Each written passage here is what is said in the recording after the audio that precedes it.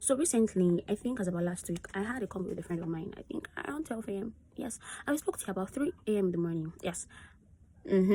So we spoke about different things entirely. We spoke about life, we spoke about business, work, growth, all things all together. I mean, it's been a while I spoke with him, and normally for my kind of friends, we barely talk. And but then when we are talking, you should know that it is going to be at length. So we were talking about growth, and then I think I said something, and we happened to have conversation about Adeife Adeoye. You should know her, right? You should know her. Yes, Adeife Adeoye. And I don't know what was it I said, and he said that you are very fortunate than Adeife.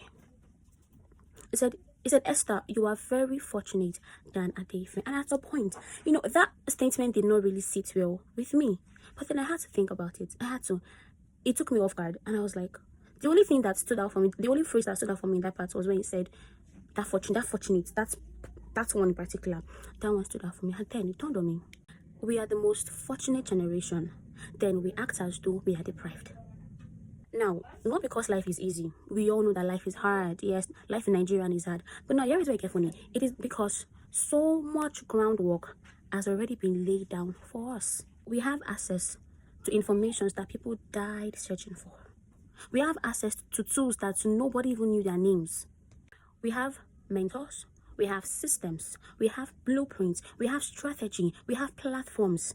These were things that people had to build from scratch, with their bare hands and blind faith.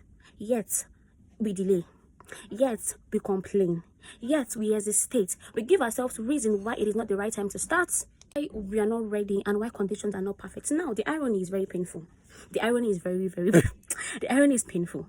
Now, people before did not have half of what we have now. Talking about Adeife Adeoye, if you've listened to our story, you know what I'm talking about. And they still did more.